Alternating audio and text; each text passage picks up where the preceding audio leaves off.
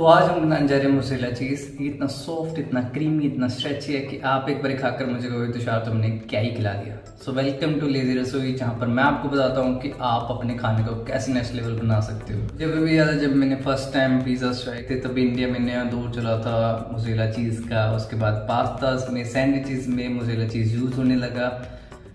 लेकिन एक मिस्ट्री मेरे दिमाग में हमेशा रही थी, वो थी कि ये पनीर से इतना डिफरेंट क्यों है। ये तो बनाना बहुत ही मुश्किल होगा। लेकिन जब मैंने इसे बनाया तो मुझे पता चला ये बहुत आसान है बनाना। आपको 3 इंग्रेडिएंट्स चाहिए, राइट टाइमिंग चाहिए, राइट टेम्परेचर चाहिए, और आप इसे घर पर बना सकते हो बहुत ही आसानी से। सबसे पहले हम आते हैं इंग्रेडिएंट्स पे। इंग्रेडिएंट्स में हमें चाहिए दूध हमें ऐसा चाहिए जिसका फैट % हाई हो, जैसे कि बफेलो मिल्क या फिर जर्सी का दूध भी आप यूज़ कर सकते हो।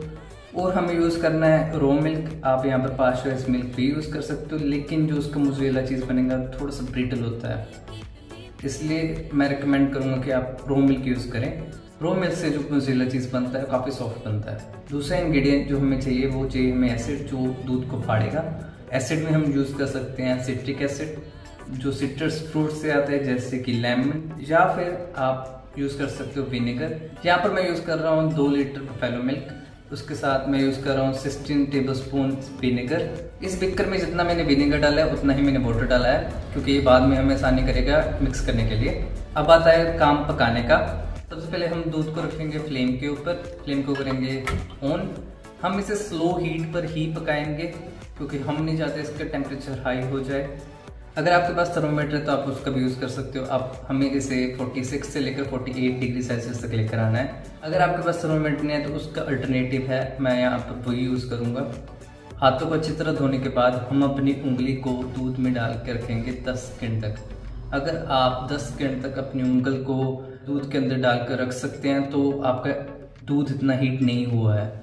अगर आप 10 सेकंड तक होल्ड नहीं कर पा रहे तो मतलब कि आपका दूध जितना गर्म होना था अब वो उतना गर्म हो चुका है।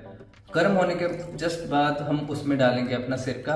इसे स्टर करते रहना बहुत ज़रूरी है, क्योंकि हम चाहते हैं कि कंटिन्यूसली मिक्स हो और कंटिन्यूसली ही हीट सभी तरफ मेंटेन हो। सिरका डालने के बाद हम इसे 25 से 30 सेकंड तक कुक करेंगे। उसके बाद हम फ्लेम को कर देंगे ऑफ और इसके ऊपर लिड लगा देंगे, और इसके बाद हम इसे 5 मिनट के लिए रेस्ट करने के लिए छोड़ देंगे।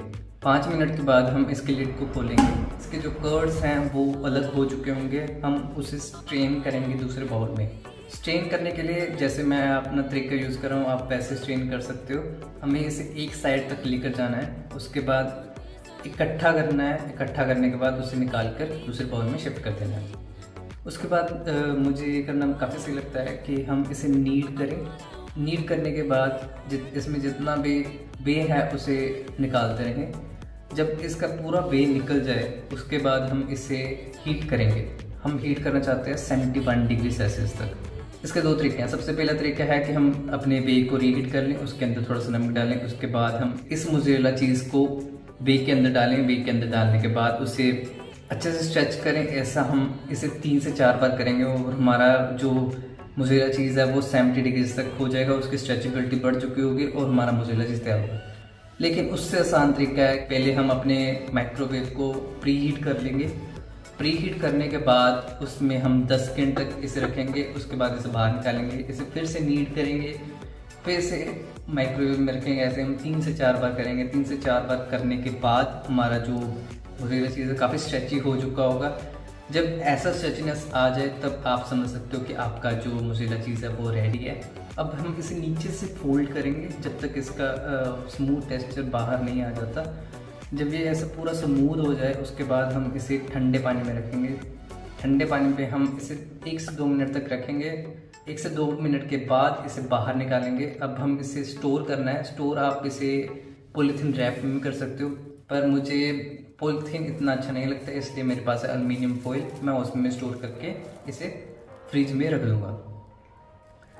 2 से 3 घंटे के बाद हमारा मोज़रेला चीज़ जितना हमें जैसा हमें टेक्सचर चाहिए वैसा मोज़रेला चीज़ बन चुका होगा। उसे बाहर निकालेंगे, इसकी कटिंग करेंगे, और अब आप इसे कहीं भी यूज़ कर सकते हो। पास्तास में यूज़ कर सकते हो, सैंडविचेस में यूज़ कर सकते हो, और ये इतना ज़्यादा स्ट्रेची होगा ना, इतना ज़्यादा अच्छा होगा कि आप समझ नहीं सकते। इसकी वीडियो के लिए बस इतना ही। ज़रूर ट्राई करना, इसको बहुत अच्छा है, बहुत ईजी है।